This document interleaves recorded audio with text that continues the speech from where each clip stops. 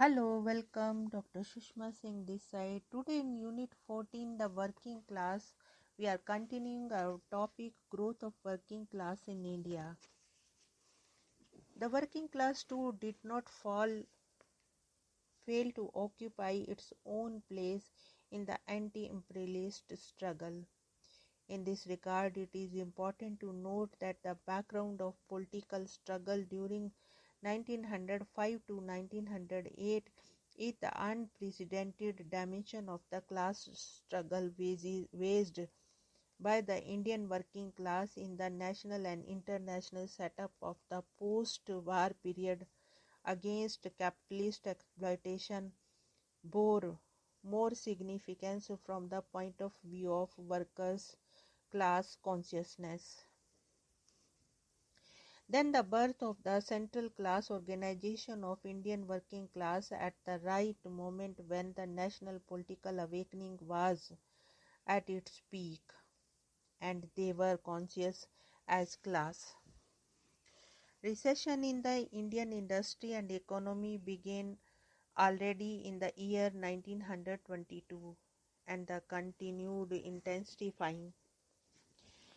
In 1929, the impact of the world economic recession and general crisis of world capitalism vertebly shook the Indian economy. Though the World War I provided a number of industries with some temporary advantages and opportunities to expand and saw limited growth of some industries.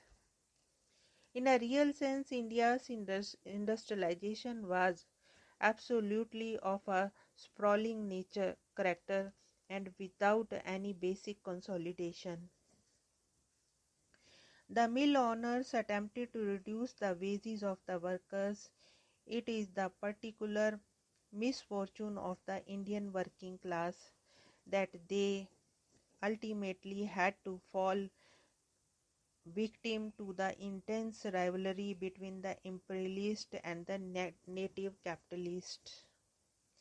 The workers did not lie low before that onslaught but resisted. So, in order to safeguard its position, the working class of India had to proceed through a path of bitter struggle. The economic offensive reduced the standard of living of the workers.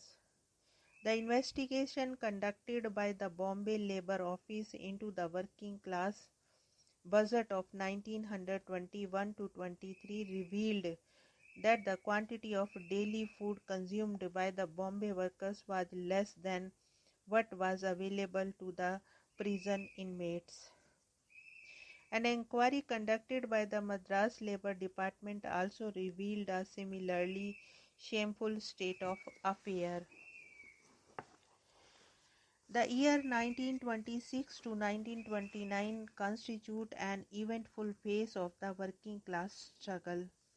During this phase, the Indian Communist movement stood on a firm foundation poised for advance. Communist influence on the working class movement was felt to be very strong. Large-scale strikes were conducted during these years.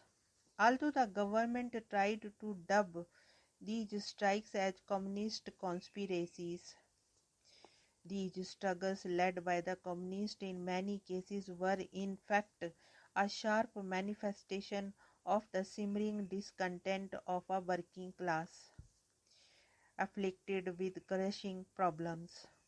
Sharpening of struggles side by side acted to further widen the outlook of the working class, and this was borne out by the very nature of its activities at both national and international levels. The government in response tried to root out the militant section of the working class movement by unleashing draconian measures. With a view to keeping the speeding working class movement under safe control, they on one hand introduced the Trade Union Act 1926 and on the other passed the Trade Dispute Act and Public Safety Act for tightening up their suppressive design. The government even tried to incite the public opinion against them. The world economic crisis of 1931 to 36 was the most profound and destructive of all economic crises capitalism has ever known. It dealt a shattering blow to the economy and the political foundation and ideology of bourgeoisie, and in total effect it further aggravated the general crisis of capitalism. In India, the repercussion of this crisis was more fatal. India's economy, where 80% of the people were dependent on agriculture, came to be breaking point due to the fall in agricultural prices. The plight of peasantry was beyond all imagination. Their purchasing power came down to an all-time low. In all industries, there was mass retrenchment and wages were slashed. In other words, workers of all categories were hit. It is during these times that the building up stiff resistance against the world economic crisis and its effect upon the working class were drastic. In spite of organizational disunity prevailing at that time, the working class waged economic struggle.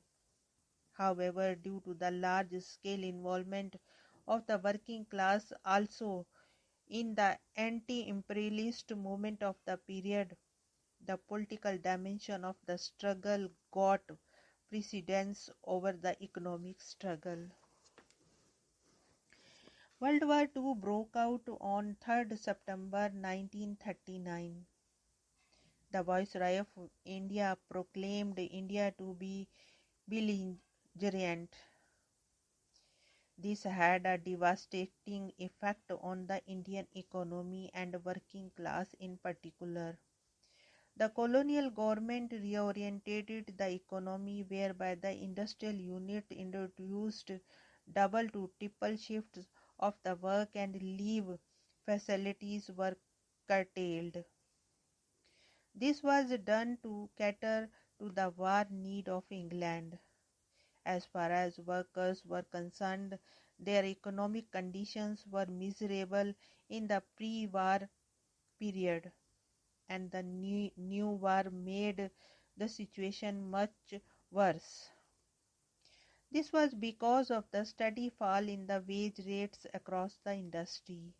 Though there was a reversal in the trends of the wage rate from 1936 onward, the abnormal rise in prices had not only offset the rise in wages, the wages of the workers in real terms had gone down. In such a situation, working class of India had to wage a struggle for protecting the existing standard of living. The working class embarked on a series of the strikes in Bombay, Kanpur, Calcutta, Bangalore, Jamshedpur, Dhanbad, Jharia, Nagpur, Madras, Digboi of Assam, or in a word, throughout the entire county.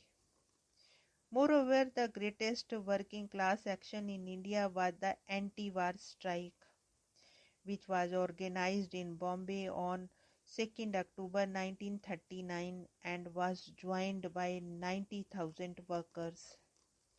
This event, along with other struggles, indicates that during this period of the outbreak of the Indian working class did not remain confined solely to the economic demands. The working class rather fully kept pace with the national and international political developments and played a key role in the political struggles. In such an event, the imperialist government directed severe attacks to the forestall the struggle of the working class.